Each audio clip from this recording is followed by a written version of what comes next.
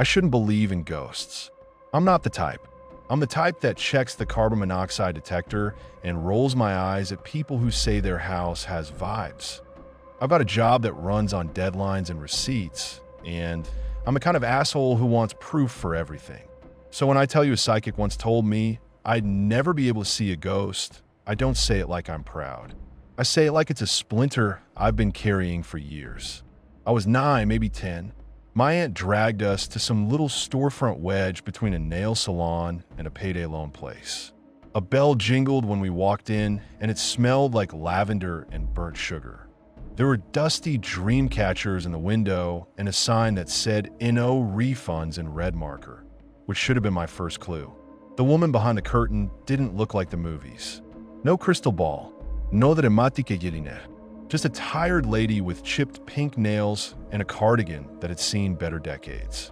She took my hand, stared at my palm for maybe 3 seconds, and said, "You won't see them. Not with your eyes." I remember getting this hot, stupid disappointment in my throat. Because I believe in ghosts back then the way kids believe in dinosaurs and hidden rooms. Like it was a fact of the world. Like some people get to see a thing and some people don't, and it's unfair. My dad didn't laugh. He didn't scoff. He exhaled like someone had taken a weight off his chest. The kind of relieved you only see in adults when something they've been afraid of doesn't happen.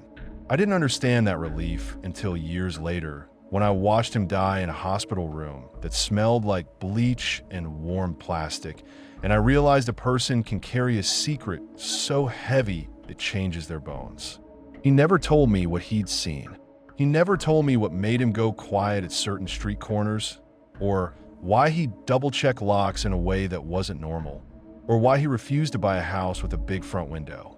If you asked him, he'd just say, "Some things are better not looked at."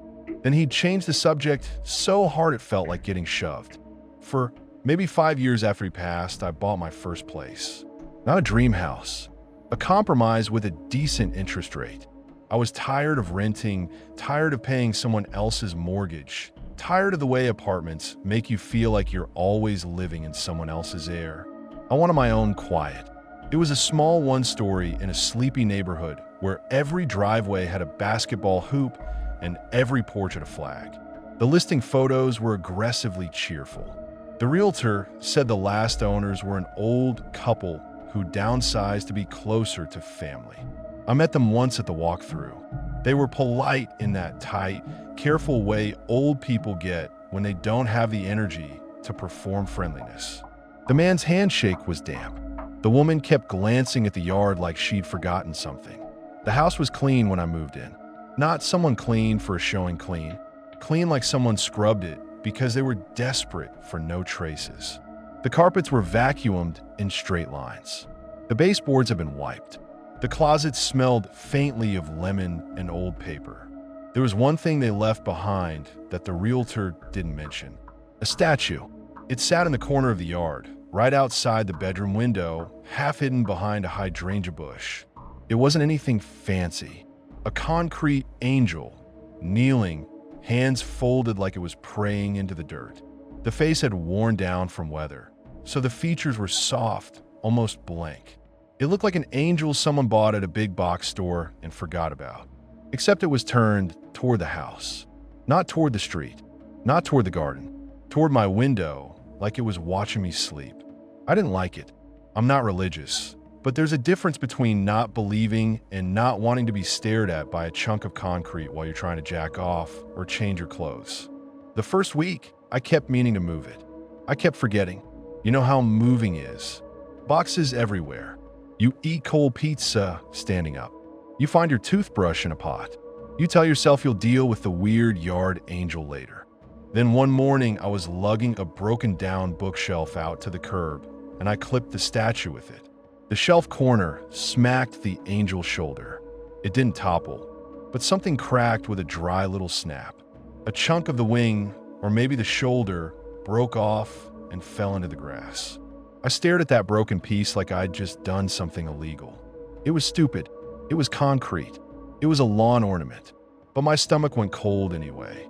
That old psychic's words floated up out of nowhere, not with your eyes. I did what I always do when I feel stupid. I got irritated. I picked up the broken chunk, swore under my breath, and yanked the whole statue out of the dirt. It was heavier than it looked. The base was sunken like someone had shoved it in deep. When I pulled it loose, a little hole opened up where the base had been. Damp soil, dark and packed. And under that, something pale. For 1 second, I thought it was bone. It was just PVC pipe. A short piece like someone had cut it, capped at one end. Maybe for irrigation. Maybe for some half-finished yard project. I told myself that, even as my skin prickled. I didn't dig. I should have maybe, but I didn't. I pushed the dirt back over it with my shoe, like that could undo the moment, and I dragged the statue to the curb with the bookshelf. The winged chunk, I threw in the trash. That was the only time something physically broke because of me. For the first year, life in that house was normal. I went to work. I paid bills. I ate dinner on the couch because I still hadn't bought a dining table like an adult.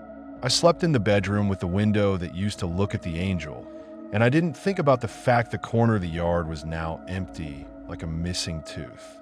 There were little things, but you always have little things in a house. The air vent rattled when the AC kicked on. One of the kitchen drawers stuck. The back door needed a hard shove to latch. I fixed what I could and ignored what I couldn't, like everyone does. Then the moss started. It showed up as a patch near the spot where the statue had been, right along the edge of the flower bed. Bright green, plush like a sponge. At first I thought it was kind of nice. My yard was mostly dead grass and clay dirt. A little softness didn't hurt. But it didn't stop. It spread like a stain, not like a plant. It grew in a perfect oval, widening evenly like someone was drawing a green circle on my lawn with a compass. It crept over dry dirt. It crept over rocks. It crept over the concrete edging. It didn't care about shade or sun. It didn't care that I never watered it. I Googled moss. I read about spores and moisture and acidity. I poked at it with a stick. It felt cold, even in August, like the underside of a rock in a creek. I scraped it up one Saturday, sweat dripping down my back. I filled a bucket with it, dumped it in the trash, and hosed the dirt. 2 days later, it was back, thicker like it was offended. By then, the mail had started. At first it was harmless. A Christmas card addressed to a woman named Marjorie in June. A glossy coupon packet for a local grocery store in Spanish, addressed to occupant, even though I'm in a mostly English-speaking town. A jury duty summons for someone who hadn't lived there in years. That stuff happens. Addresses get recycled. The post office screws up. But then it got weird. Letters with no return address. Thick white envelopes with nothing but a name. Never mind, typed in that cheap, slightly crooked font like it came from an old label maker. Sometimes the name was the same. Sometimes it wasn't. There was a Stanley. There was a Nina. There was a Mr. and Mrs. L. Norick, which sounded fake. One envelope was addressed simply to the one who won't look. That one made my hands go numb for a second. I didn't open them. I swear to God, I didn't. I'm nosy, but I'm not that kind of nosy. Something about those envelopes felt heavy, like holding them was a commitment. I did what you're supposed to do. I wrote "not at this address" on them. I shoved them back in a mailbox with the flag up. I brought some to the post office and watched the clerk's eyes flicker over the names like she recognized them and didn't want to. She stamped them "returned to sender" without asking me a single question, like she was in a hurry to get rid of them. Still, they kept coming. And then the birds started dying. The first dead bird was a sparrow. It lay on its side in my driveway, like it had simply decided to nap there and never got up. No blood, no missing pieces, just a limp little body, feathers still shiny. I thought it had hit a window and broke its neck. I scooped it up with a shovel and tossed it into the woods behind my house. I remember thinking it was weird, there was no smell, but maybe it was fresh. Whatever. Life's messy. The next day, there was another. A robin, bigger, bright orange chest. Same thing. No blood, no smell. The third day, there was a blackbird, and this time, it wasn't on the driveway. It was on my porch, right on the welcome mat like a gift. That's when irritation turned into something uglier. Because you can handle random. You can't handle targeted.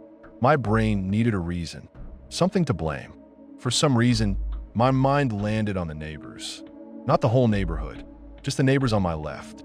A couple in their 30s, always outside, always smiling too wide. The kind of people who wave like they're running for office. I'd said hi maybe a dozen times. That was it. But after the third bird, the idea that they were messing with me slid into my head like it had been waiting there. It's embarrassing writing that now. It makes me sound paranoid. But in that moment, it felt logical. People are petty. People prank. People do weird shit when they don't like you. So I went over there with a trash bag in my hand and the dead blackbird inside it like evidence. I knocked hard, not friendly. The guy opened the door, eyes wide. His smile dropped the second he saw my face. "What?" he said, like I'd interrupted something. "Did you put this on my porch?" I held up the bag. The bird inside thumped against the plastic. His eyes darted to the bag, then back to me. "What the hell?" "No." His wife appeared behind him. She looked past me in my yard, then at my shoes, like she didn't want to meet my eyes. "You got a cat?" I asked. "No," the guy said. "We have a dog. Inside." "Then why the fuck am I finding dead birds at my door every morning?" The wife sucked in a breath, like I'd said something offensive. "Birds die," she said. It wasn't dismissive. It was careful, like she was measuring every word. "Yeah, and they die somewhere else," I snapped. "They don't line up on my porch like a goddamn parade." The guy's jaw tightened. "Maybe you got a problem. Don't come over here accusing us of..." He cut himself off, glanced over my shoulder, then lowered his voice. "Just stop leaving them out." "I'm not leaving them out." The wife's hand touched his arm. Not affectionate. Warning. "Just don't," she said to me. "If you find them, don't throw them away where people can see. Don't put them in the trash." What the hell are you talking about? Her eyes flicked to my yard again. That empty corner. The moss. The guy shut the door in my face. Not slammed. Just closed, final. I stood there with a dead bird in a bag and my face hot with anger. And for the first time since moving in, I felt embarrassed in my own skin. I muttered something nasty and walked back home. That night, I heard it for the first time. Not a creak. Not a house settling noise. Not the wind. A voice. It was deep, guttural, like someone was forcing sound through a throat full of gravel. It wasn't loud at first. It was more like vibration, like a truck idling outside. I sat up on my couch, remote in hand, TV paused, and listened. Then I heard a woman crying. Not a movie cry, not a polite sob. The kind of crying that comes from deep in the belly, ugly and wet. It rose and fell like waves. Over it, the guttural voice roared, words muffled, like someone yelling from the other side of a wall. I froze. Every hair on my arm stood up, because there's a part of your brain that knows what domestic violence sounds like, even if you've never heard it in your own home. It's a sound that makes your blood go cold because it's real. I grabbed my phone and called 911. When the dispatcher answered, my voice shook. "I think someone's getting hurt," I said. "I hear screaming.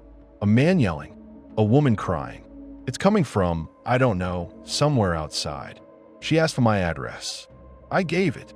She asked if I could see where it was coming from. "I can't," I said, and that was the first time that word felt weird in my mouth. I can't. Like there was a reason. She asked me to step outside. I did, barefoot on cold porch boards, phone pressed to my ear. The neighborhood looked dead. Street lights, quiet lawns. No movement. The sound was still there, but it didn't have a direction. It was like it was inside the air. "I don't see anything," I whispered. A police car rolled up within minutes. 2 officers got out, flashlights in hand. They listened. I watched their faces. They didn't react. They didn't even tilt their heads. "You sure you're hearing something?" one of them asked. "I'm not making it up," I said, too sharp. "Listen." He did. He looked at me like I was wasting his time. "It's quiet," he said. The guttural voice surged. The woman's crying spiked. It was so close it felt like it was behind my teeth. "You don't hear that?" I demanded. The officers exchanged a look. The second one, younger, tried to soften his expression. "We can do a sweep," he said. "But if you're stressed, sometimes your brain..." "I'm not stressed," I lied. I didn't even know what stressed meant compared to the way my chest felt in that moment. They walked the block. They knocked on a couple doors. They shined flashlights into yards. Nothing. No domestic dispute. No screaming woman. No angry man. They came back and told me to call again if I heard it. When they left, the sound faded like someone turned down a dial.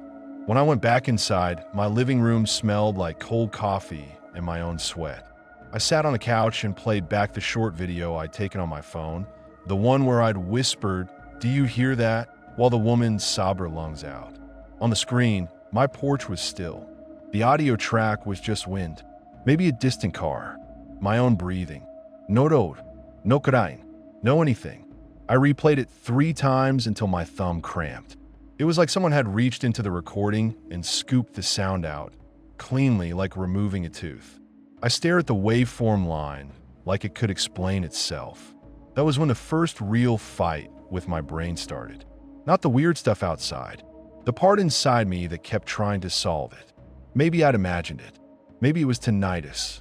Maybe it was a neighbor's TV and the cops just didn't catch it. Maybe the street acoustics were weird. Maybe grief does shit to you. I've been holding myself together with duct tape for years. Maybe it was finally peeling. I try to prove it either way, because that's what I do. I bought a cheap sound recorder online, one of those little black rectangles people use to record lectures.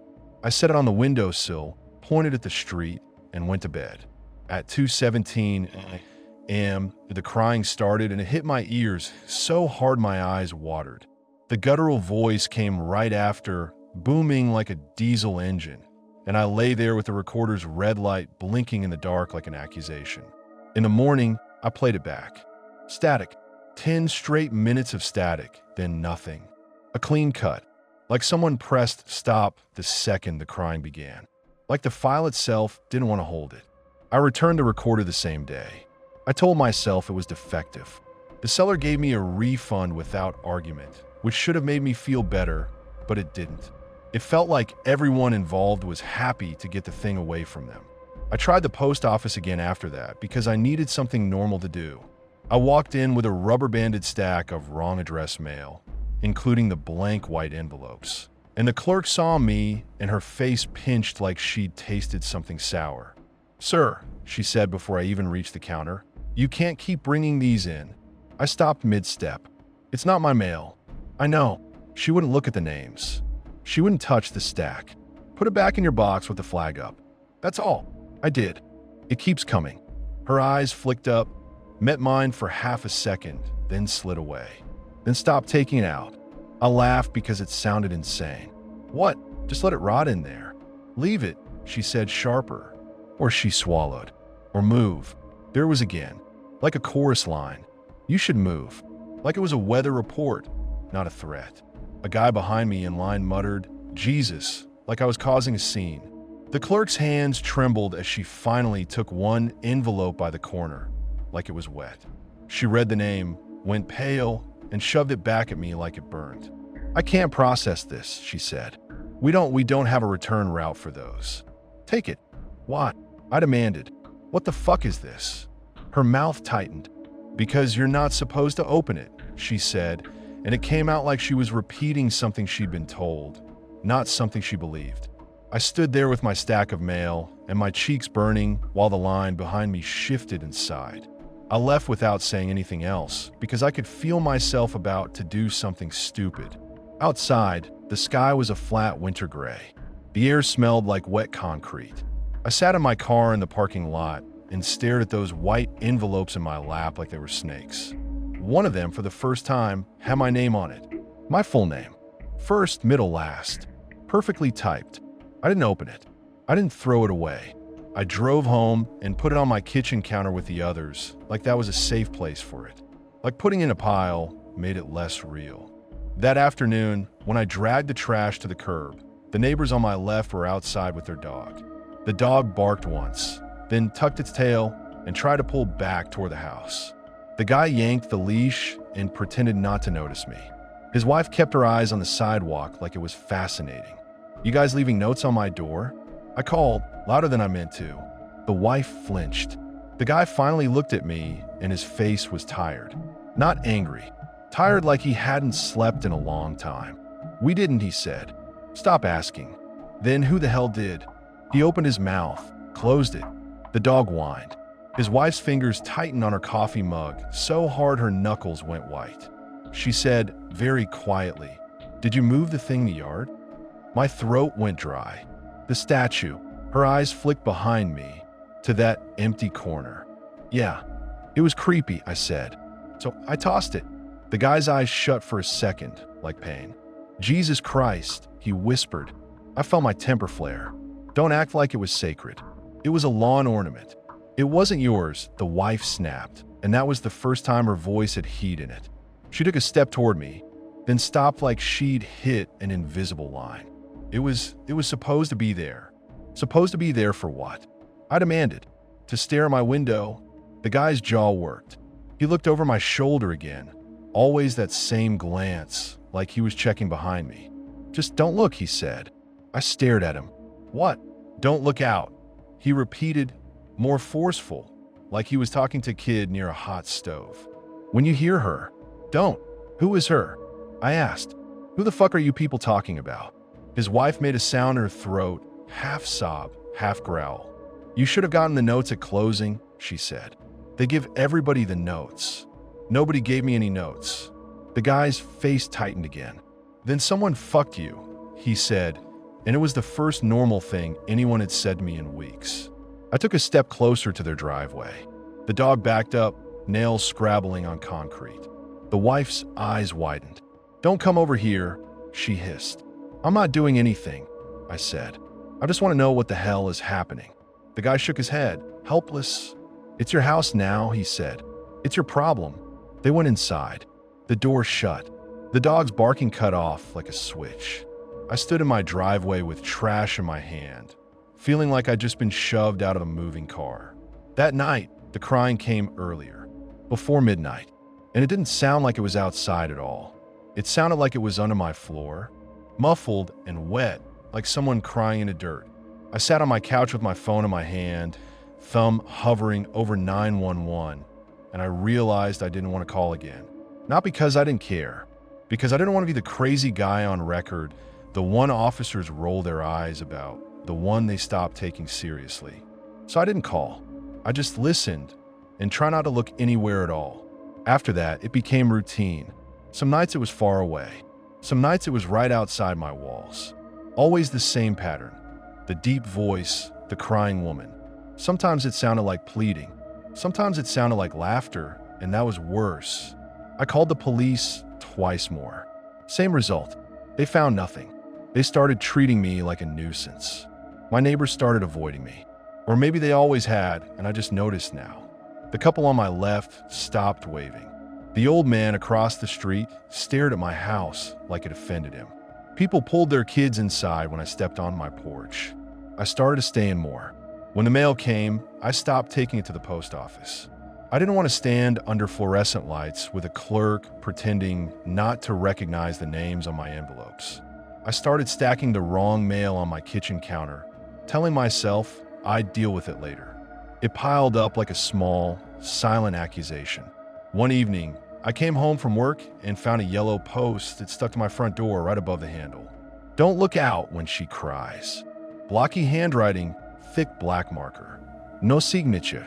I ripped it off and looked around, expecting to see some teenager filming a prank. The street was empty. My porch light buzzed. The moss patch in the yard looked darker than it should have in twilight, like wet velvet. I crumpled the post-it and threw in the trash. 5 minutes later, when I walked into the kitchen, there was another yellow post-it on the fridge. Don't look out when she cries. Same handwriting.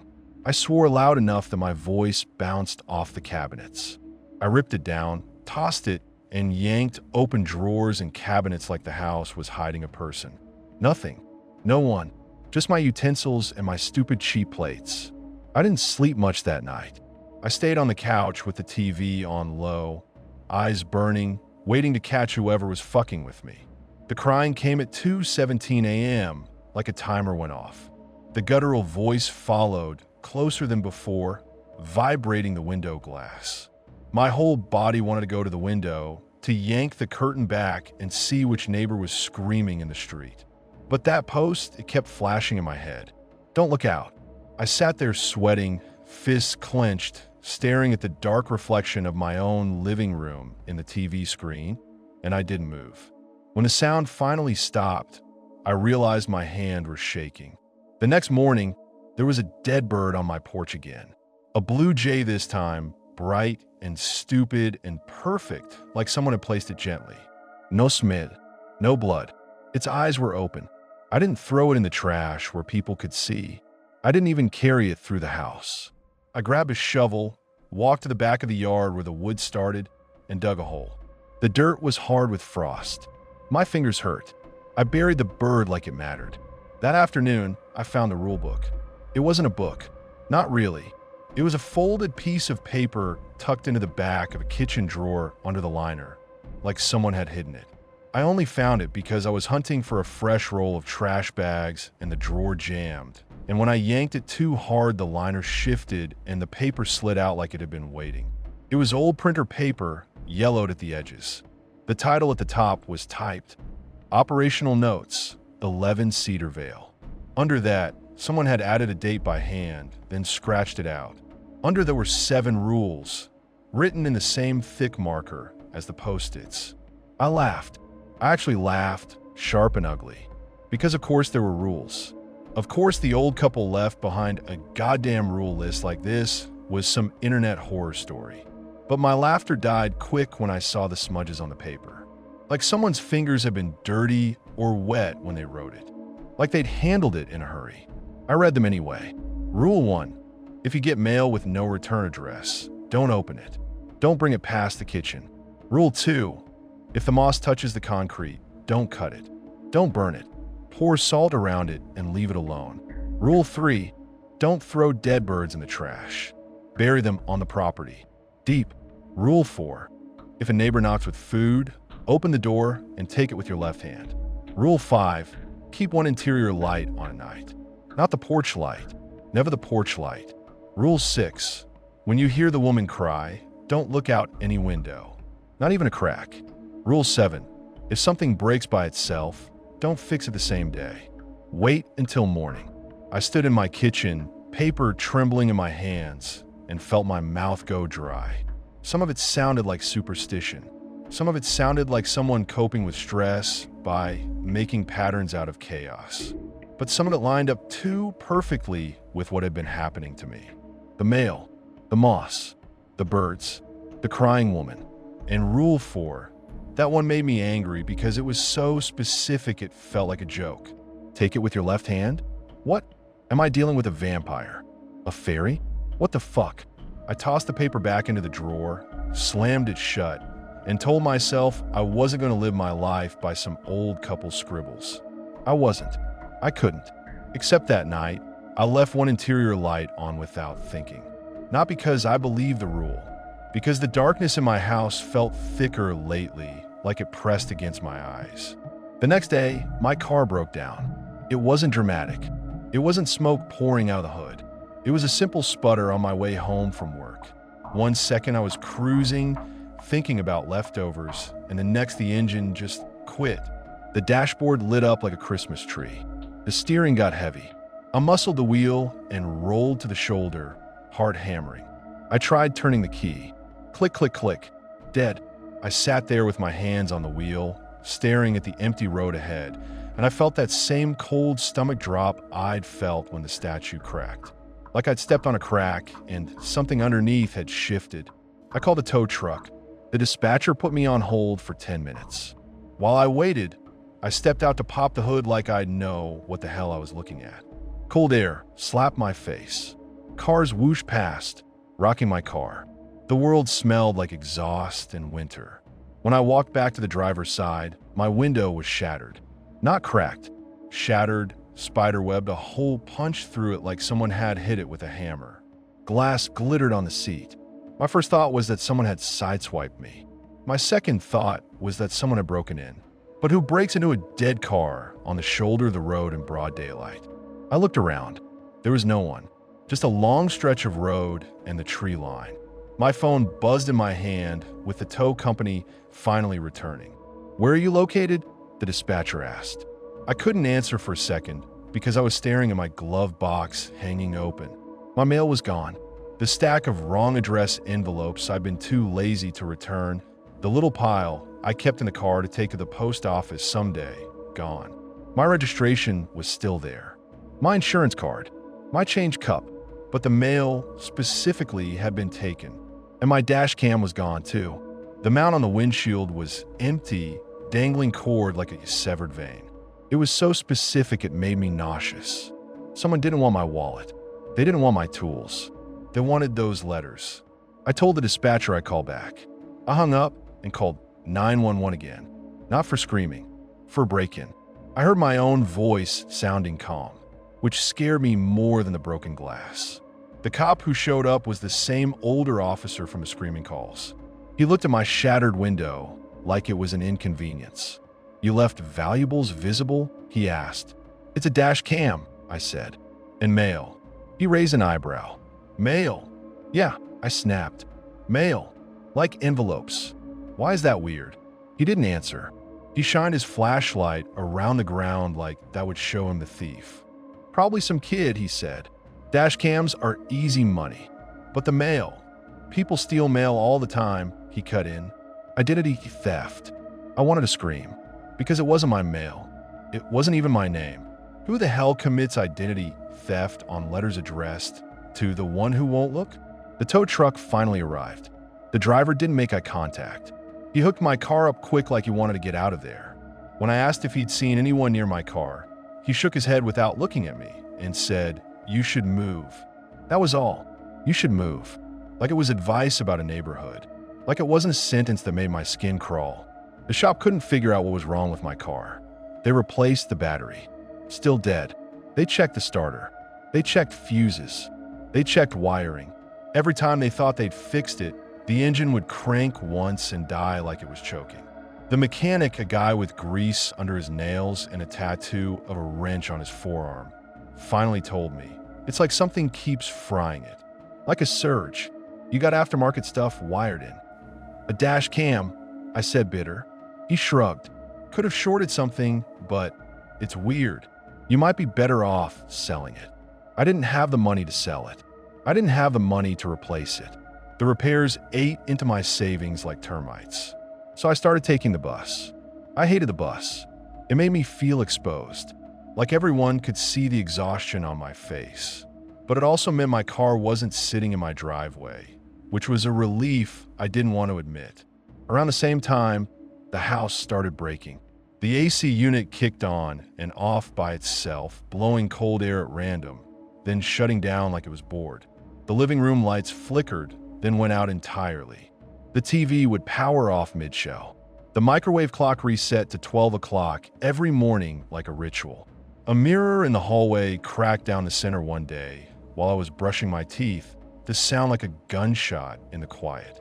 I stared at my own face split in half and felt my heart slam against my ribs.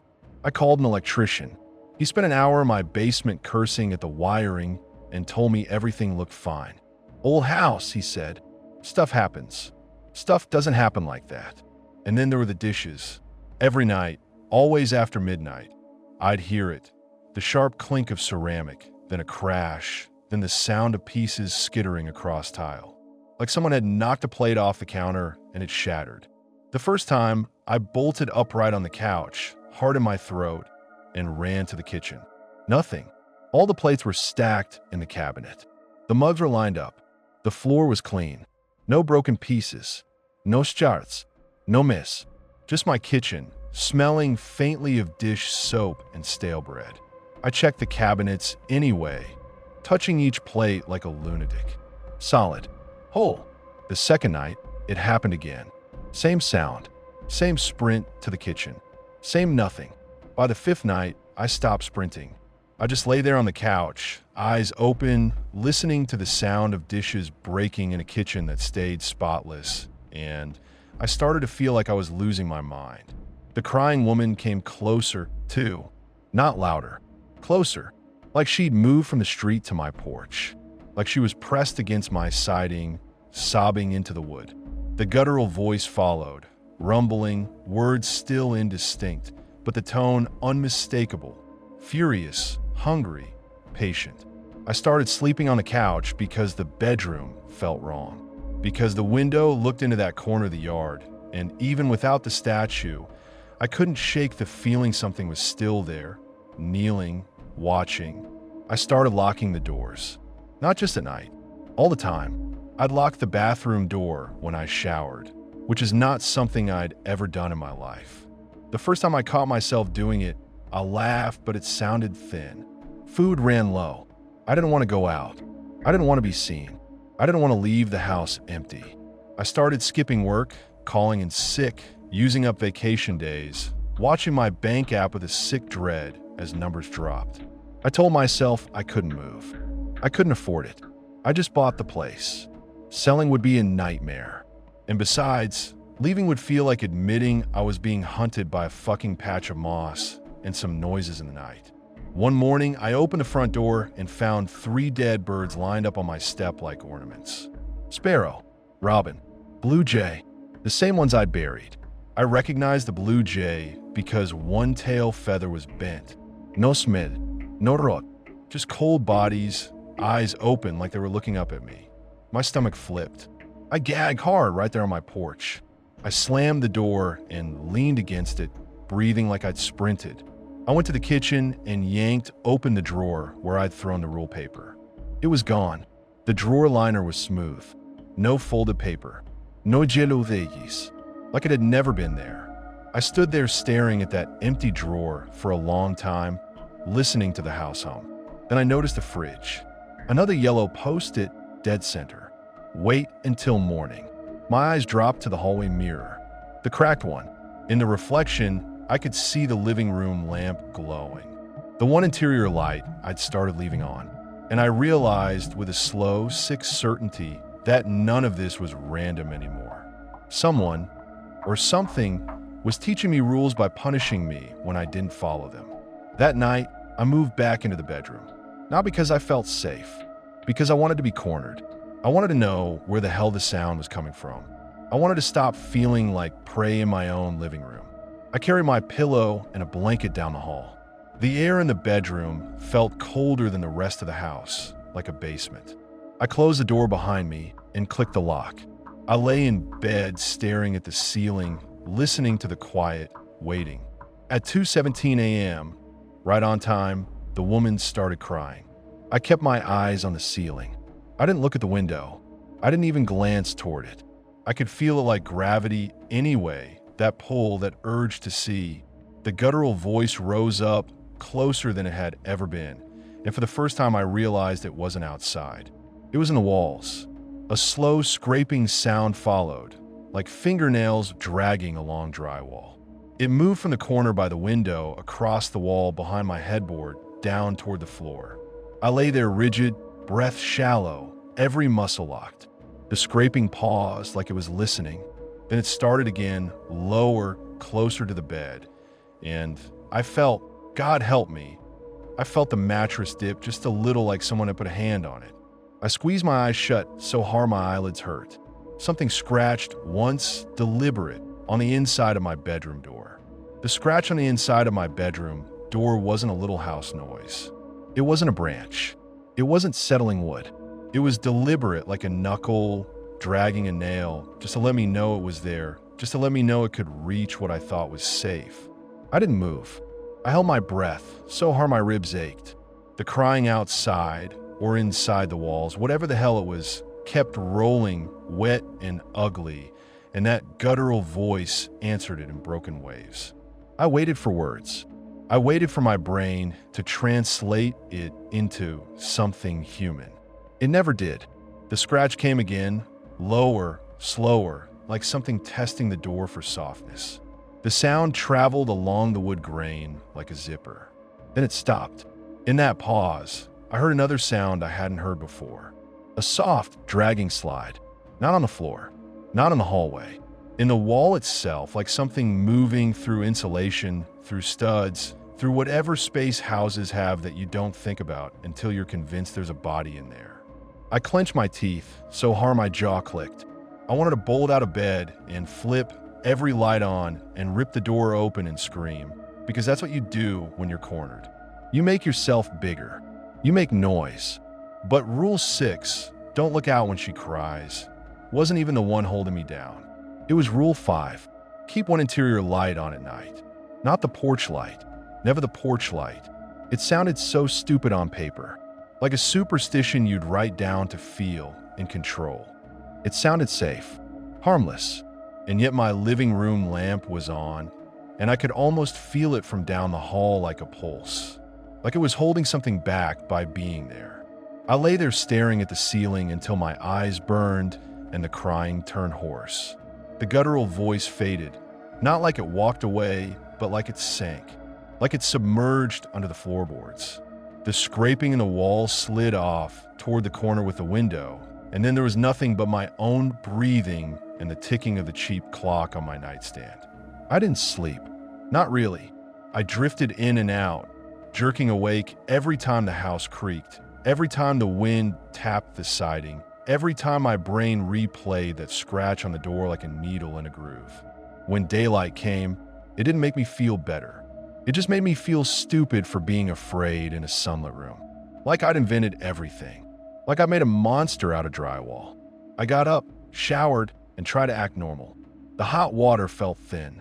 The bathroom mirror made my face look stretched and pale, like I'd aged a year overnight. I brushed my teeth, watching myself like I was watching a stranger. In the kitchen, my counter was crowded with mail. Wrong names, no returns. The one with my full name sat on top like it owned the pile. I stared at it while coffee dripped into the pot, and I realized something. I hadn't gotten new wrong mail in days. Not because it stopped coming, because I hadn't checked the mailbox. I'd been avoiding it like it was a wound. I forced myself outside, cold at my lungs. My grass was crunchy with frost. The moss patch, that dark green oval near the old statue spot, looked slick like it had been rained on, even though the rest of the yard was dry. It had crept farther. It was almost touching the concrete edging by my porch now. Rule 2. If the moss touches the concrete, don't cut it. Don't burn it. Pour salt around it and leave it alone. I walked to the mailbox with my shoulders tight, like I expected something to jump out of it.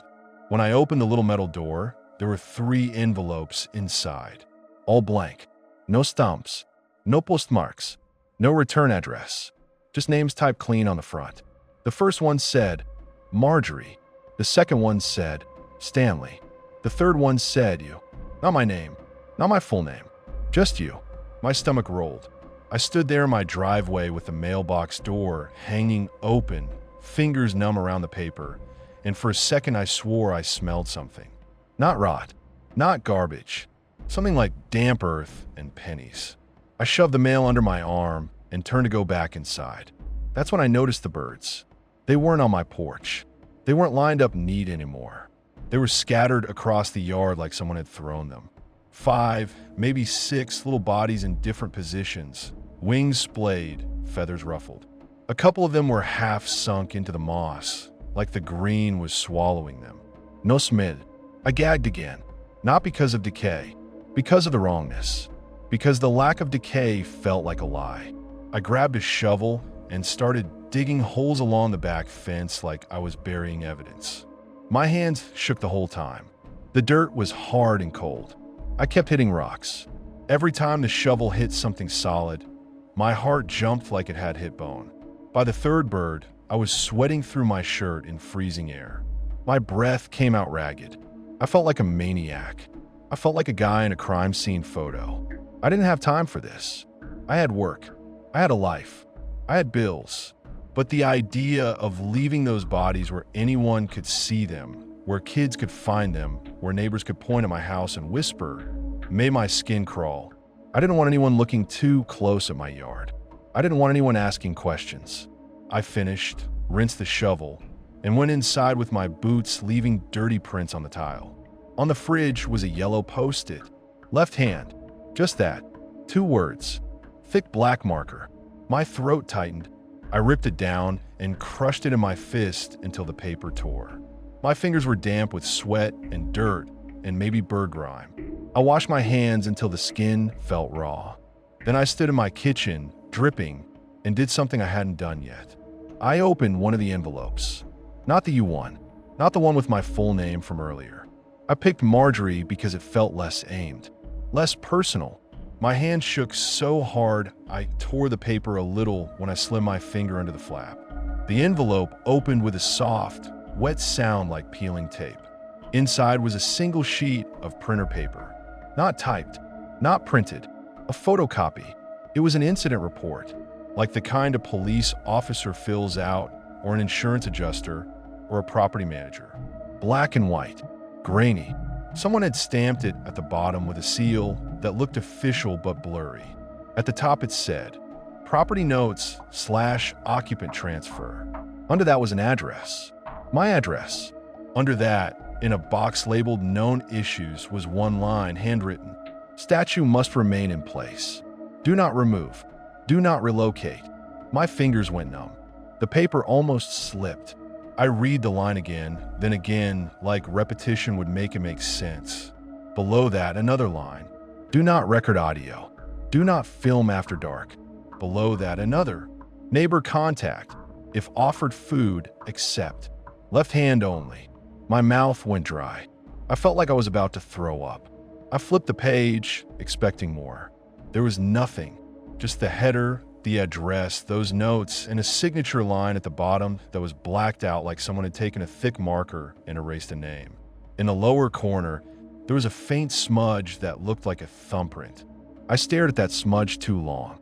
My eyes started to water, not from emotion, from the way my brain was trying to force order onto this. To force it into someone's messing with me. This is a prank, this is a scam. But who prints fake incident reports and slips them into mailboxes with no stamps? Who knows about the statue? About left hand? About not recording? My phone buzzed on the counter. Work. I watched it ring, watched my boss's name flash, and I felt this rush of anger so sharp it made my vision blur. Like, yeah, sure, let me just answer about my quarterly reports while my house is doing this. I let it go to voicemail. Then I did what I always do when I'm overwhelmed. I try to fix a small thing because small things feel controllable. The hallway mirror was still cracked. It bothered me every time I walked by it. It felt like a wound in the house. It felt like a mouth. Rule 7 said if something breaks by itself, don't fix it the same day. Wait until morning. It was morning, so I told myself it was fine. I pulled the mirror off the wall. It was heavier than I expected. The crack ran clean from top to bottom, splitting my reflection in a way that made me look wrong. I carried it to the garage, set it down, and rummaged through boxes for a replacement. I found an old framed print I'd been meaning to hang and decided that was good enough. I came back inside, hammered a nail into the wall, and hung the print where the mirror had been. It was a stupid little landscape, a lake and some trees. Something I bought at a thrift store because it didn't offend me. I stepped back, wiping my hands on my jeans, and for 1 second I felt normal, like I'd done something productive. Then, from the bedroom down the hall, I heard the dishes break. The sound didn't come from the kitchen. It came from behind the bedroom door, from a room I just slept in.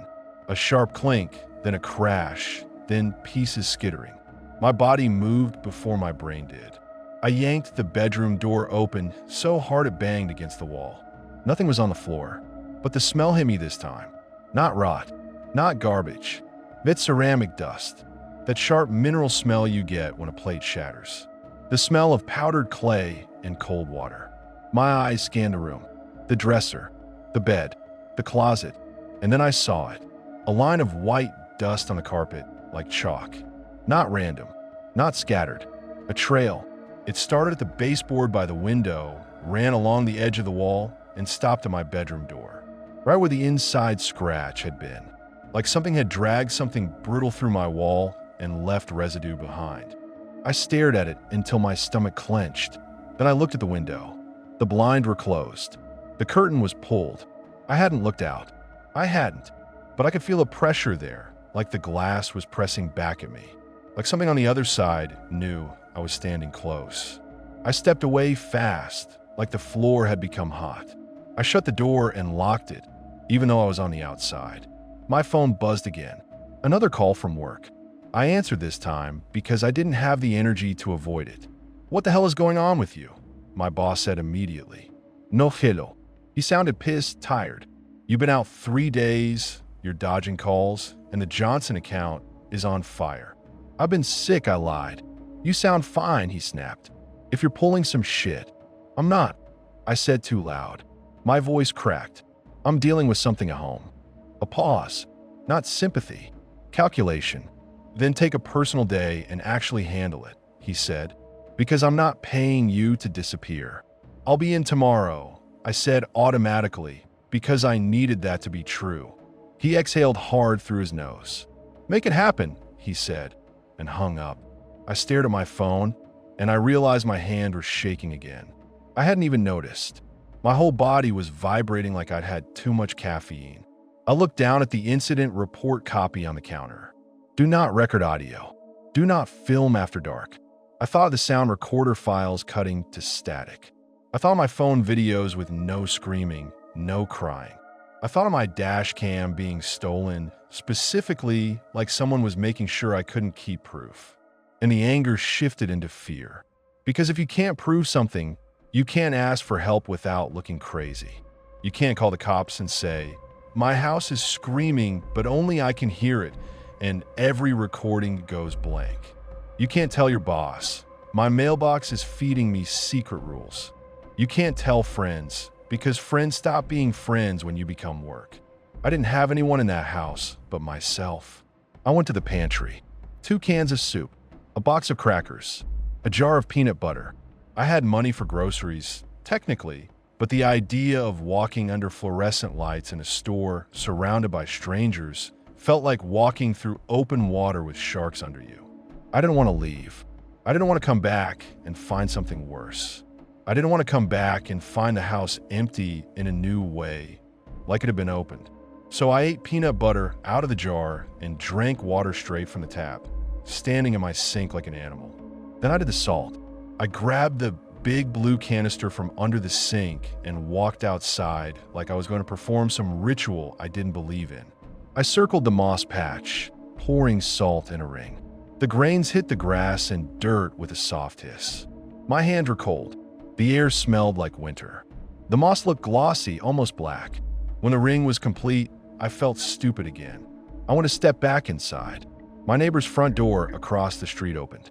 The old man stood there, staring at me. His porch light was off even though it was daylight. His eyes were pale and hard. He didn't wave. He didn't smile. He just watched me with this look like I'd spilled something foul on my lawn. I couldn't help it. I snapped. "What?" I shouted across the street. He didn't move. He just tilted his head slightly, like he was listening for something. Then he said, loud enough for me to hear, "You buried them too shallow." My stomach dropped. "What the fuck did you say?" He pointed at my yard with one crooked finger. Not at the moss. At the back fence where I dug the holes. "You buried them too shallow," he repeated, like it was a fact, like it wasn't insane. "They'll come back up. They always come back up." "What do you know about that?" I shouted. "Why are you watching my yard?" He stared at me for a long second, then shook his head, slow. "Because I'm tired," he said. "I'm tired of listening." Then he went back inside and shut the door. I stood there with salt dust on my hands, heart hammering, and I realized the neighborhood had always known something about my house. They'd all been acting like they were avoiding a stray dog. Not because they hated me, because they were scared of what I'd dragged into the open by living there. That night, I tried to follow the rules like they were a manual for surviving a fire. I left a lamp on in the living room, not the porch light. I double-checked it like a lunatic. I didn't check the mailbox. I didn't open any new envelopes. I kept the mail pile on the kitchen counter like a landmine. I ate crackers. I drank water. I sat on the couch with the TV muted because the sound of a laugh track made my skin crawl, and I waited. At 2:17 a.m., the woman cried. It wasn't like before. It wasn't outside. It was inside the house, under the floor, in the walls, behind the ceiling. It was everywhere at once, like the house itself was sobbing.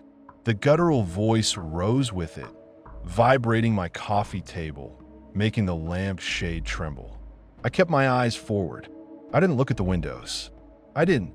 The crying escalated into choking, gasping sobs. The guttural voice turned into something almost like words, but still wrong, like someone speaking through water. My throat tightened so hard it hurt. Tears sprang up, not from sadness, from sheer nervous system overload. My body wanted to do something, anything, but there was nothing to do. Then something hit the front door from the outside. A solid thump, like a shoulder slam. The whole door shuddered in its frame. My heart jumped into my throat. I stood halfway up, then froze. The lamp's light seemed to thin, like it was being swallowed. Another thump. Harder. My brain screamed, "Don't go look. Don't go look." But a third thump came and the chain latch rattled. The doorknob twisted just a little, like someone testing it. I backed away from the door without taking my eyes off it. My bare feet slid on the wood floor. The crying grew louder, closer, like it was right behind the door too. Like the person outside and the person crying were the same thing. Then the porch light snapped on. I didn't touch it. I hadn't. I kept the porch light off on purpose. The porch light came on anyway, and it blasted white through the peephole and the edges of the door frame, outlining every crack in harsh glare. The knob stopped twisting. The thumping stopped. The crying stopped. Everything went silent so fast my ears rang. I stood there staring at the door, lamp behind me, porch light glaring through the peephole like an eye, and I felt this slow wave of dread wash over me because I understood something I hadn't understood before. The porch light wasn't unsafe like a superstition. It was a signal. It was telling whatever was out there that I was ready to be seen. My hand twitched toward the light switch by the door. I didn't move. I didn't dare. My heart beat so hard it made my throat pulse. Then the doorknob turned again, smooth this time, like whoever was outside knew the porch light meant permission. I snapped. I lunged forward and slapped the porch light switch down so hard my palm stung. The light outside clicked off. The doorknob froze mid-turn. I stood there in the dark, breathing like I'd been running, hand hovering over the switch like it might bite me. A second passed. 2. Then the knob released with a soft metallic click, like someone letting go. I heard something slide away from the door. Not footsteps, a wet drag, like a heavy bag being pulled across wood. It moved along the porch, past the window, toward the corner of the yard where the statue used to be. And then, faintly, in the walls, the scratching started. It traveled up, across, around my living room like something circling, feeling for seams. I backed away until my shoulders hit the hallway wall. I couldn't breathe deep. I couldn't swallow. I don't know how long it lasted. Minutes. Hours. Time got weird. My body felt like it was made of glass. When daylight finally leaked into the windows, pale and cold, the scratching stopped. The house settled.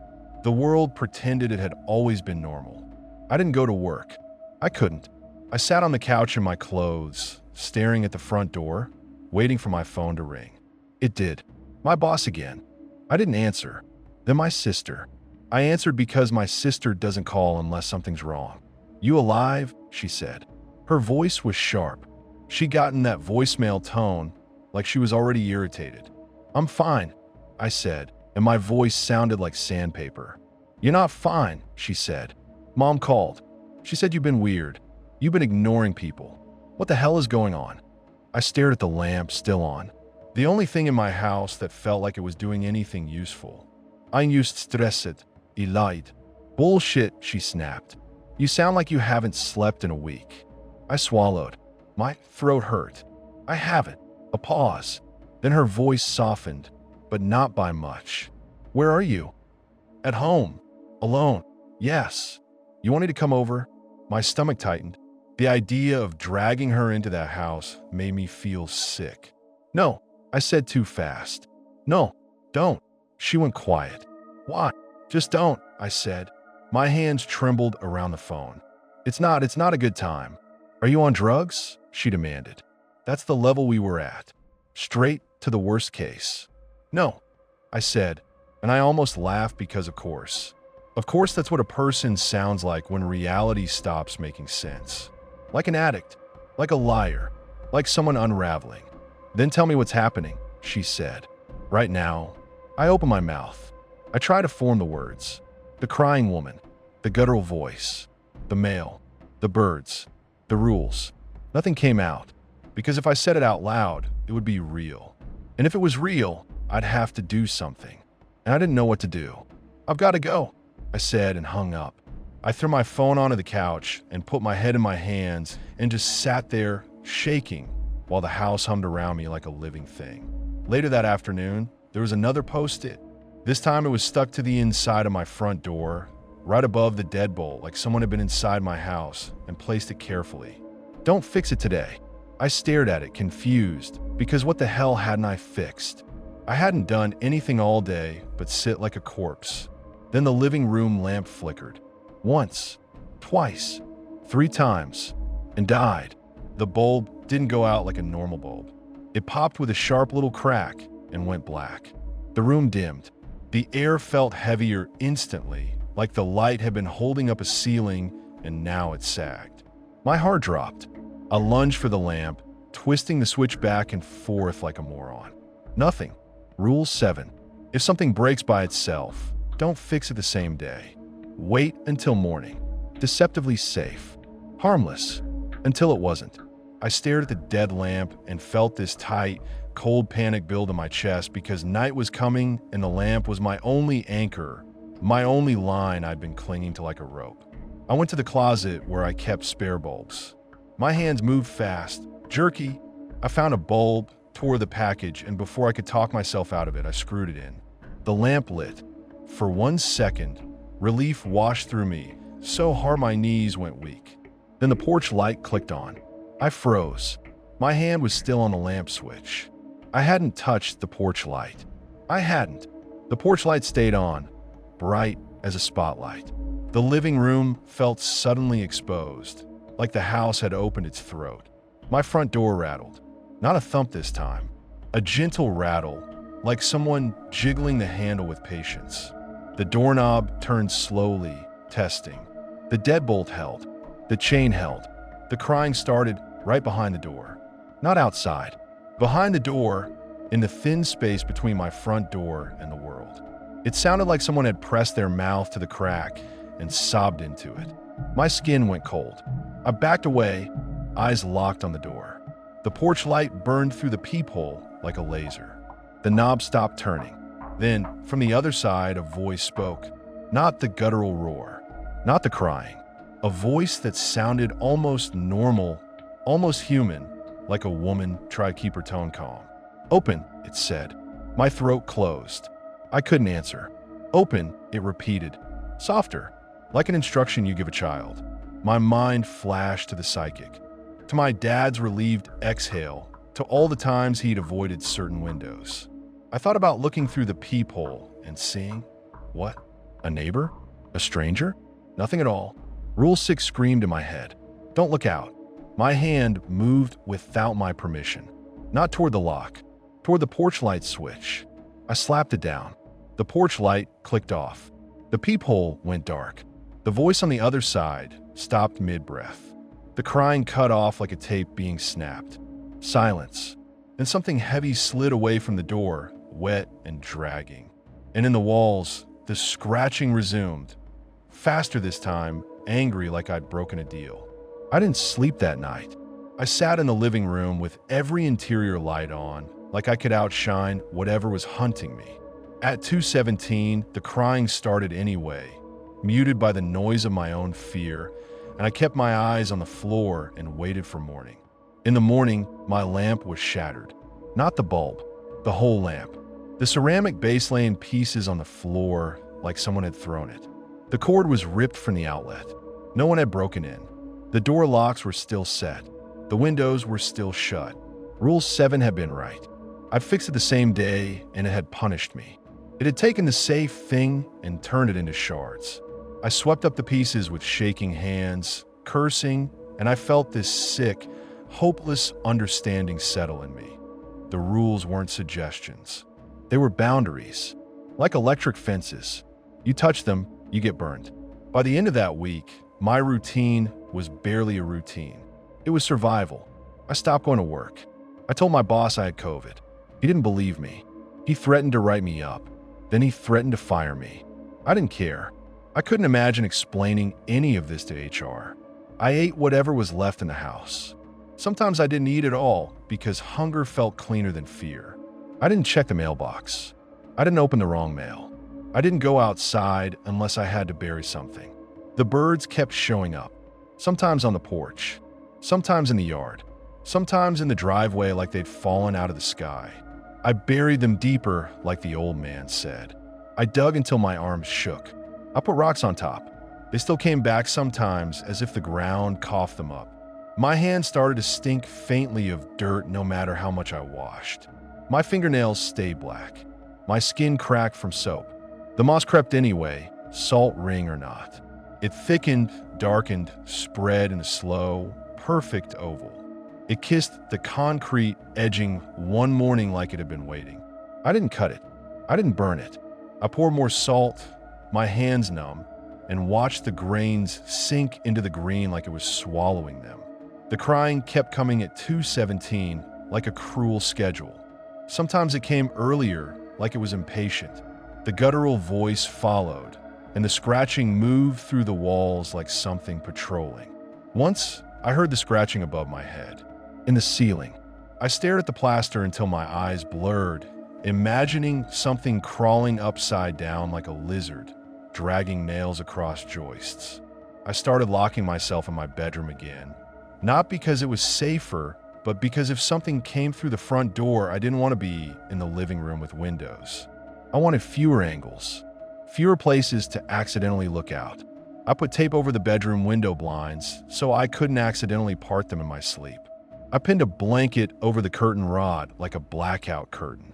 It didn't help. It just made the room feel like a coffin.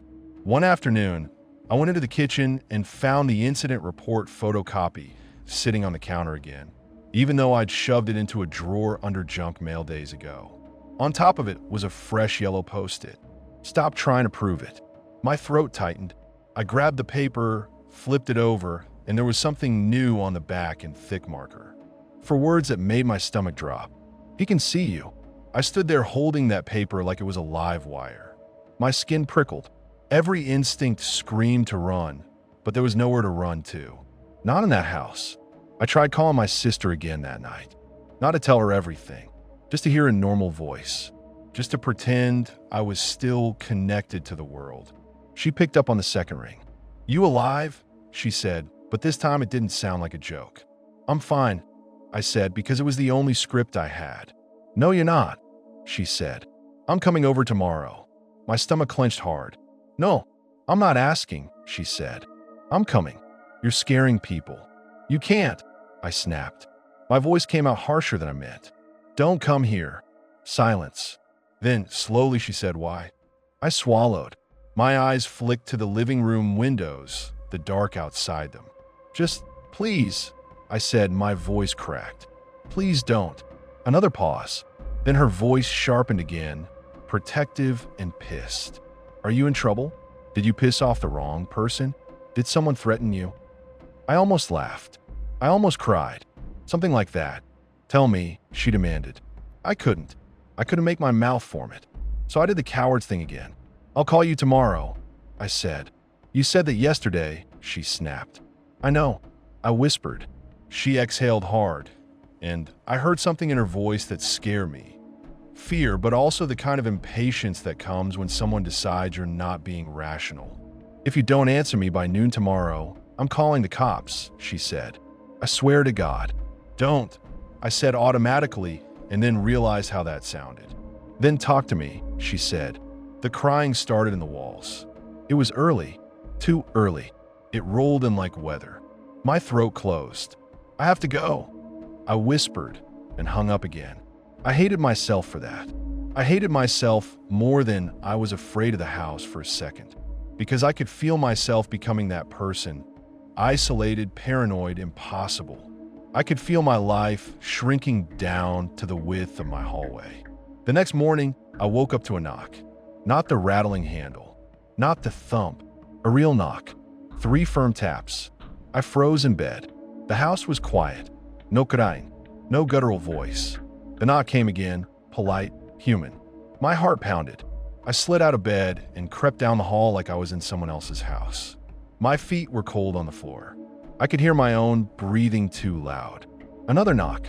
Hello. A woman called through the door. A normal voice, slightly muffled. Hey, are you home? I recognized it. It was a neighbor on my left. The one who'd asked about the statue. The one who'd warned me not to come over. The one who'd looked at my yard like it was contaminated. My stomach tightened. I looked at the peephole and felt a sick urge to check. To see. To confirm. To prove. Rule 6 screamed. Don't look out. I didn't use the peephole. I didn't look. I cracked the door just enough to speak, chain latch still on. Cold air hit my face. Her face was in the gap, blurred by my angle. She looked tired. Her hair was tied back messy. She held a paper bag in both hands. I made too much, she said quickly, like she wanted to say it and leave. Banh mi. My husband's working late. I didn't want it to go to waste. The smell hit me like a punch. Warm bread, pickled vegetables, something savory and bright. It made my mouth water, so hard it hurt. I stared at the bag. My brain flickered. Rule 4. If a neighbor knocks with food, open the door and take it with your left hand. I felt ridiculous for thinking about it. I felt furious. Like, what? Am I really going to take a sandwich like it's a sacred ritual? Her eyes darted past me in my house, and I saw her flinch. Not mess. Not at clutter. At the light. My living room lamp was gone now. The overhead light was on. Bright. She swallowed. You okay? She asked, and her voice almost cracked. Not fake concern. Real. Like she'd been listening through walls, too. I'm fine, I said, because of course I did. She looked at my hand on the door. Her gaze flicked to my right hand. Then she said, very quietly, like a reminder, left. My skin prickled. My left hand twitched. I don't know why I listened. Hunger. Fear. Habit. Maybe something deeper. Maybe some part of me wanted to obey because obedience felt like the only way not to die. I unlatched the chain. The door opened wider. She held the bag out, arms extended like she didn't want to cross my threshold, like she was afraid of the air inside my house. I reached with my left hand and took it. Her shoulders dropped a fraction, like she'd been holding her breath. Don't look out, she said, and her eyes flashed to my hallway. Whatever you hear, don't.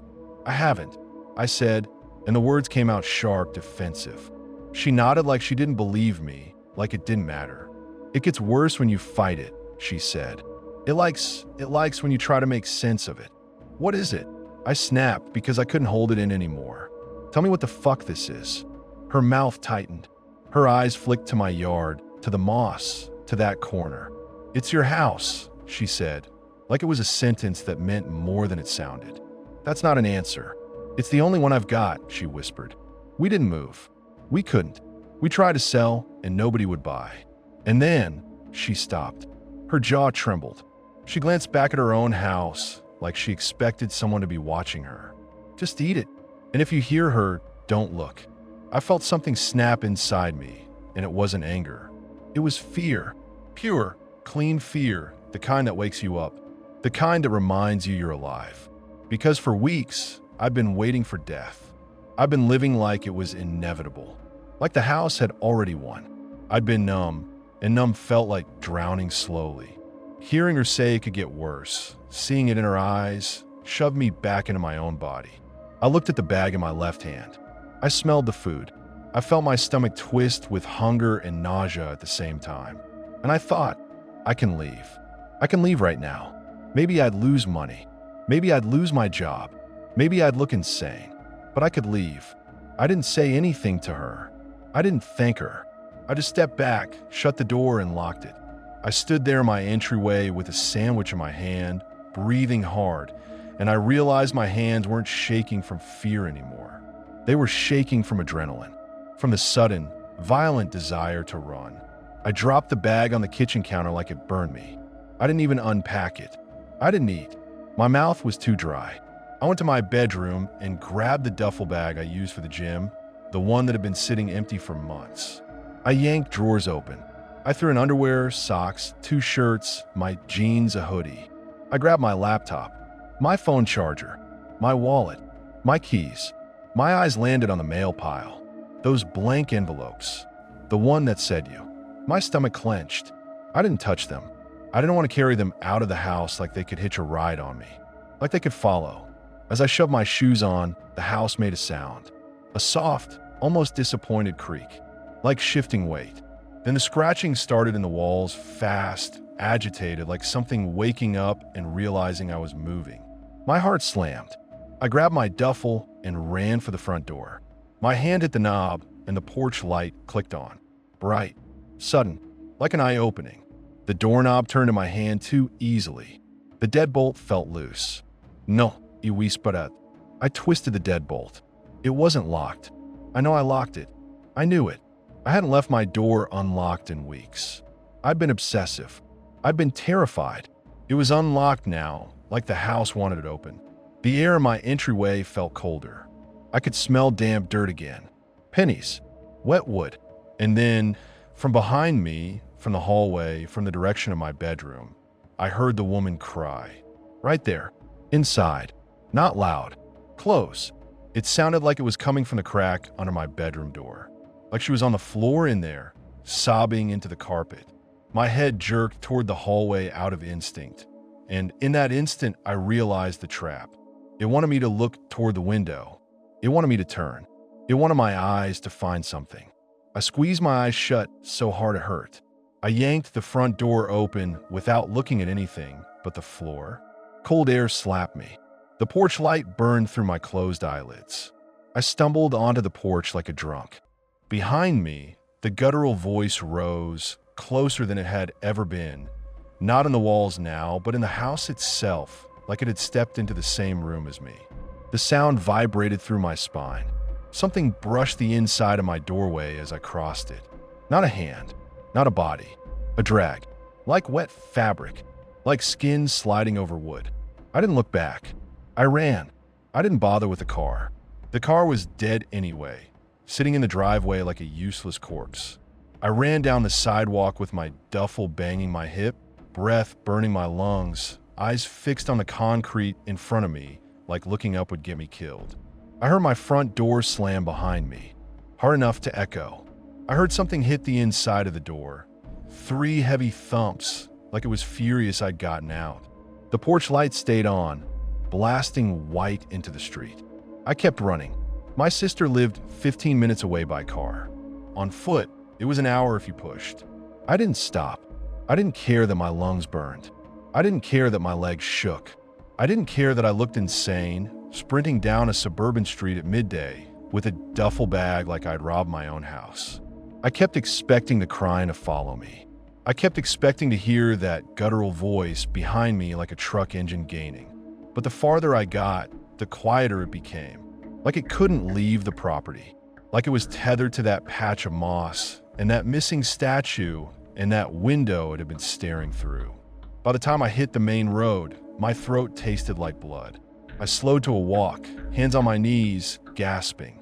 Cars passed. People glanced and looked away. No one stopped. No one asked if I was okay. Good. I didn't want help. I wanted distance. When I got to my sister's place, I was shaking so hard I could barely lift my hand to knock.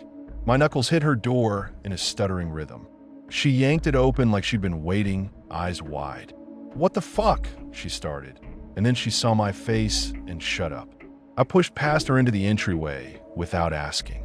Her house smelled like laundry detergent and spaghetti sauce. It smelled like life. My sister grabbed my shoulders. "Talk," she said. "Right now." I opened my mouth, and the sound that came out of me was this ugly half laugh, half sob.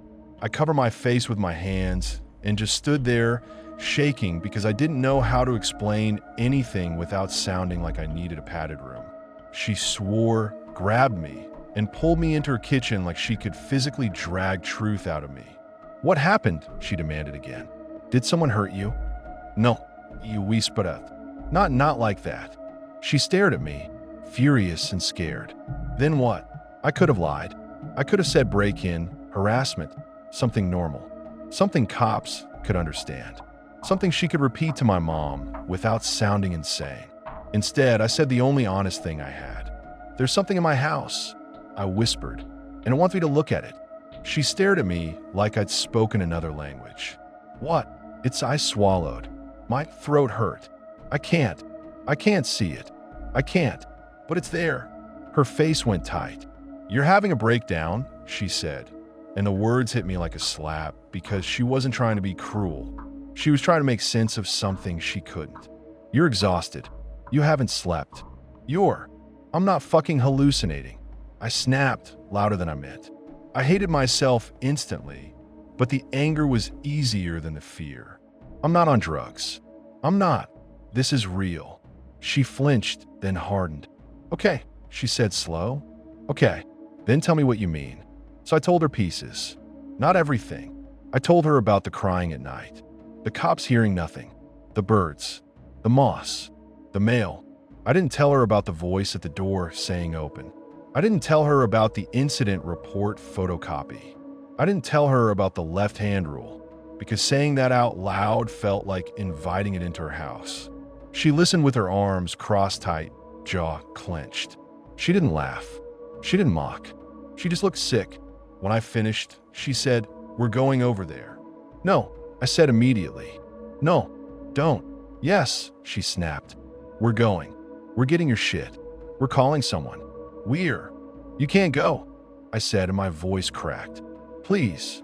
She stared at me, breathing hard, and for a second I saw my dadder face. That stubborn refusal to be scared. That same impulse to confront. Then she said, "Then we call the police." "They won't hear it," I said. "We call an electrician. They'll say it's fine." "We call a priest," she said, half sarcastic, half desperate. I almost laughed, then felt nausea climb my throat. "I don't know," I whispered. "I just know I can't go back." She looked at me for a long time. Then she sighed sharp. "Fine," she said. "You stay here. But I'm not letting you sit in my house and rot. You're going to sleep. You're going to eat. And tomorrow we figure out what to do like adults." That night, I slept in her guest room with the door locked. I didn't mean to lock it. I did it without thinking. The silence in her house was so thick it felt wrong. I kept waking up expecting to hear the crying at 2:17. I checked the clock on my phone like a compulsion. 2:17 came and went with nothing but the hum of her fridge and the distant sound of a car passing outside. I cried anyway, quiet, into a pillow, because my body had been braced for impact for so long it didn't know what to do without fear. In the morning, my sister made coffee and shoved a plate of eggs at me, like feeding me would fix my brain. I ate because I was starving. My hand stopped shaking a little. My eyes stopped burning. Then reality returned in a new form. Logistics. My boss called. I ignored it. My sister answered my phone for me and told him I was dealing with a family emergency. He wasn't happy. He didn't care. He just wanted his work done. My sister hung up and said, "You can find a new job later." We called my realtor. We called the bank. We talked about selling, about renting it out, about just abandoning it and letting the bank take it. Everything sounded impossible. Everything sounded expensive. Everything sounded like a trap. I didn't tell my sister about Rule 1, don't bring the mail past the kitchen, until later because she asked why I hadn't packed more. Why I'd left my stuff. I said, I didn't want to bring anything from there. She stared at me. "That's not how things work," she said. I didn't argue. I just shrugged like a coward. She went to the house without me 2 days later. I begged her not to. She went anyway, because that's who she is. She brought her husband. They went in broad daylight. They kept the porch light off. They got my essentials, clothes, toiletries, some documents. When she came back, her face was pale. "Did you hear it?" I asked immediately because I couldn't stop myself. She swallowed. Her eyes flicked away. "No," she said. Relief hit me so hard my knees almost gave. But then she added quietly, "But the house felt wrong, like standing in a freezer. And there were dead birds in your backyard. You still there?" "How many?" She shook her head like she didn't want to say it. "A lot. And the moss. Her mouth tightened. "It's on the concrete now." My stomach dropped. Did you touch it?" "No," she snapped. "I'm not stupid." I wanted to tell her about the salt ring, but I didn't. I didn't want her to go back. I didn't want her thinking about rules.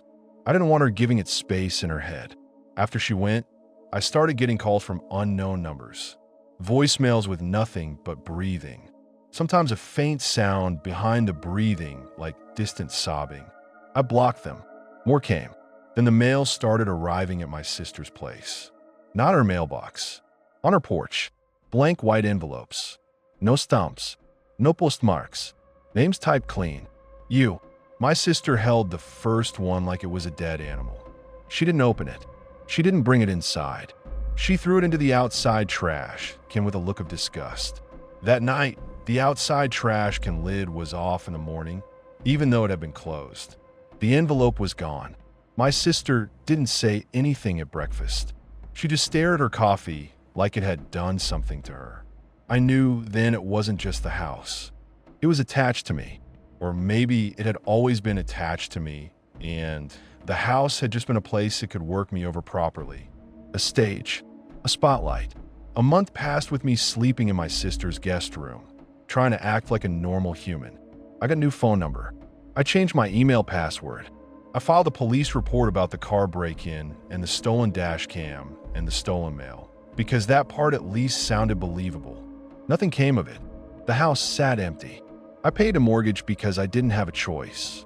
The bank didn't care about crying women in walls. The bank cared about payments. My sister pushed me to see a doctor. I went because I wanted her off my back. The doctor asked if I was hearing voices. Elite. I said stress, insomnia, anxiety. He gave me a prescription to help me sleep. It made me groggy and hollow and didn't stop the nightmares. The nightmares were always the same. I'd be standing in my bedroom, looking at the window. The blinds would open by themselves, slow, and I'd see nothing but bright porch light and a shape kneeling in the yard where the statue used to be. A thing with wings that weren't wings. A face that was blank until it turned toward me, and then it wasn't blank anymore. I'd wake up choking on my own breath. The worst part was the silence, because silence gives you room to doubt, and doubt is poison. In the quiet of my sister's house, I started to wonder if I'd lost my mind, if the stress and grief and isolation had cooked my brain into something paranoid. Then, one afternoon, my sister's husband brought in the mail, and there was an envelope addressed to my full name. Not you, my actual name, typed clean. He held it out to me with a weird look. "This yours." My hands went cold. I didn't take it. I just stared. My sister saw my face and snatched it out of his hand. "What is it?" she demanded. "Don't open it," I said too fast. She froze. "Why?" "Because Rule 1. Because the incident report. Because the mailbox. Because the pile. Because the last time I opened an envelope, it felt like I'd invited something to speak to me in print." "It's not for me," I lied. My sister stared at the envelope, then at me. "It's literally your name." "I don't want it," I said. Her nostrils flared. "You don't get to just..." She stopped, like she realized how stupid it sounded to argue about mail when her brother looked like a ghost. She swallowed. "Fine," she said tightly. "We throw it away." She marched to the outside trash, dropped it in, slammed the lid. The next morning, the lid was off again. The envelope was gone again, and there was a yellow post that stuck to the inside of the trash can lid. "Stop running." My sister ripped it off like it burned her and marched into the kitchen, holding it like evidence. "What the fuck is this?" she hissed. I stared at it and felt my mouth go dry, because it wasn't in my handwriting. It was the same thick marker, the same blocky strokes. My sister's eyes were wild. "Tell me you did this," she demanded. "I didn't," I whispered. She stared at me, and I could see the moment her disbelief cracked. Not into belief in ghosts, into belief that something was happening that she couldn't control. Her voice dropped. "Okay," she said slowly. "Okay, new plan. You're not staying here." My stomach clenched. "Where else am I supposed to go?" "Not here," she said, and she sounded guilty but firm. "Not because I don't want you. Because whatever the hell this is, it followed you here." I couldn't even argue. She was right. I felt it like a pressure around my name, around my attention. Like the more I thought about it, the closer it got. We found me a different place fast. Not a house, an apartment. 3rd floor. No yard, no corner, no mos, no statue. A building with dozens of other people, lights on, noise, neighbors close enough that if someone cried, someone else would hear it too. I wanted witnesses. I wanted the kind of normal that comes with too many people. I moved with one duffel bag and a couple boxes. I left most of my stuff behind. I didn't want to carry my old life into a new space. I didn't want to bring anything that had sat in that house long enough to become part of its air. The first week in the apartment felt like waking up from a fever. I started sleeping in real chunks. I started eating actual food. I went outside without flinching. I got a new job, lower pay, fewer hours, but it was something. I started answering my sister's calls without dread. I told myself it was over. I told myself the house had been the problem. The house and its yard and its stupid missing statue. I told myself I'd had a breakdown and leaving it snapped me back. Then, one night, I heard a woman cry. Not on my walls, not on my floor, in the hallway outside my apartment. It was late. 2 Uhr nachts. Something. My whole body went cold. Instant. My breath caught. My eyes snapped to the peephole like it had magnets. I stood in my living room, barefoot, heart pounding, staring at my door. The crying was real. Human. It echoed in the hallway like someone sitting on the carpet with their face in their hands. It wasn't muffled. It wasn't everywhere. It had direction. A man's voice rumbled over it, deep, angry. It didn't sound like the guttural roar. It sounded like an actual guy, pissed, arguing. Words I couldn't make out. My stomach turned. This was what I called 911 for at my house. This was what the cops hadn't heard. My hand went to my phone, and then I froze. Because my brain did the thing it always did now. It overlaid the rule on top of reality like a warning label. Don't look out when she cries. I didn't know if it applied here. I didn't know if it applied anywhere else. I didn't know if the rule was about the house or about me. But the fear was immediate and absolute. I stood there sweating, phone in my hand, while the crying continued outside, real and awful. My chest hurt from holding my breath. A part of me, the human part, wanted to call for help, wanted to step out, intervene, do something. Another part of me, the part that had been trained by weeks of dread, wanted to stay still, keep my eyes down, not engage, not look, not notice. The crying got louder. The man's voice rose. Something hit a wall. The sound of it made me flinch. My thumb hovered over 911. I thought about that first night in my old house. How I'd been so sure someone was being hurt. How the cops had looked at me like I was crazy. How my recordings had been blank. I thought about the porch light turning on by itself. The voice at my door saying open. The wet drag. My thumb pressed the call button. The dispatcher answered. I gave my address. I said, "There's a domestic dispute in the hallway." My voice shook. I didn't mention ghosts. I didn't mention rules. I didn't mention anything that could make them dismiss me. The dispatcher asked if I could see what apartment it was coming from. My eyes darted to the peephole again. My stomach clenched so hard it hurt. "I don't know," I said. "It's outside, in the hall. Can you open your door and check?" she asked. "No," I said too fast. She paused. "Sir, I'm not safe," I said, and I hated myself for it. But it was the truth my body believed. "Just send someone." The dispatcher sighed like she was tired, but she didn't argue. She said officers were on the way. The crying outside didn't stop. It shifted closer to my door, like the person crying had crawled. It sounded like it was right outside my threshold now, sobbing into the carpet. My skin went cold. The hair on my arm stood up. Then I heard a knock. 3 taps. Polite. Human. My heart slammed. I stared at my door. I didn't move. The knock came again. A woman's voice right outside, calm in a way that made my blood run cold, said open. Not the same voice as the crying. Not the guttural voice. Just calm. I backed away, eyes fixed on the door handle like it might turn by itself. Open, the voice repeated softer. I made too much. My throat closed. My hand shook so hard my phone almost slipped. Then, like a memory playing over reality, the smell hit me through the crack under the door. Warm bread, pickled vegetables, bright, sharp, savory. Banh mi. My vision blurred. I pressed my hand to my mouth to keep from making a sound. The knock came again.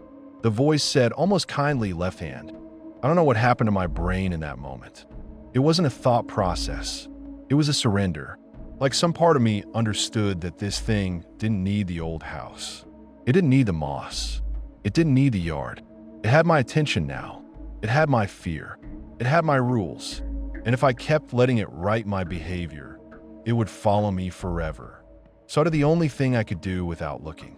I sat down on the floor with my back against the far wall of my living room, eyes squeezed shut, hands over my ears, and I waited for the cops.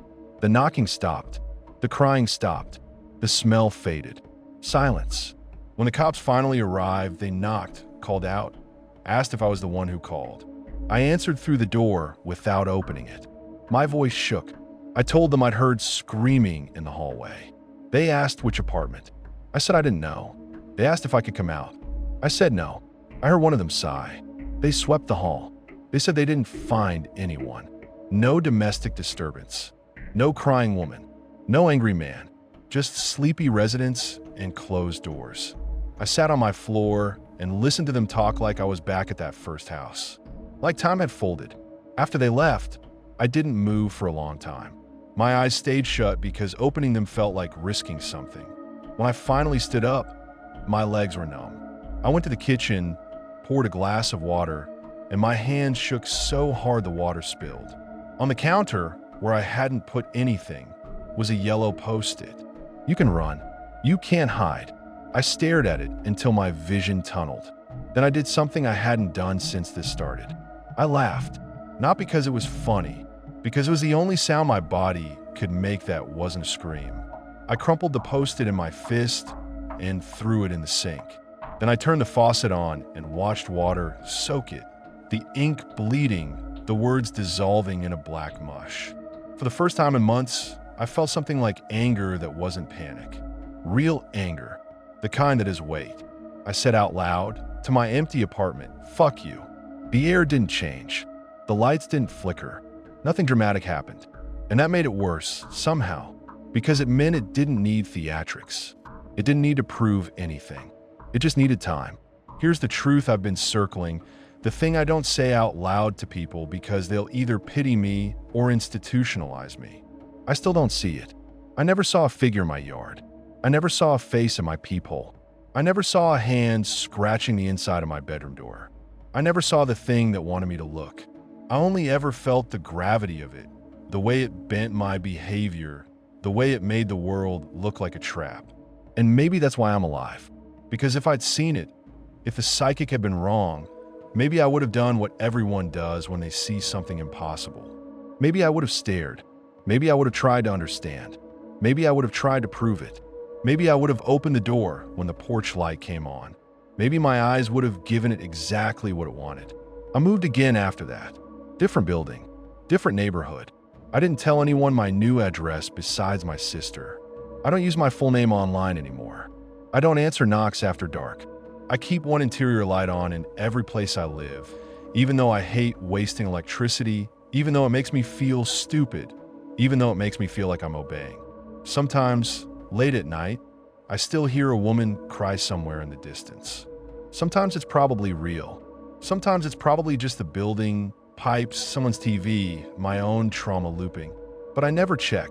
I never look out. And if something feels strange, if the air changes, if the silence gets too clean, if I find something that shouldn't be there, I don't argue with it. I don't investigate. I don't try to be brave. I leave because I learned the only lesson that matters from all of this. Don't believe in ghosts. Don't look for them. Don't give them your attention like it's a gift. And if you ever get the feeling that something is trying to make you look, run away.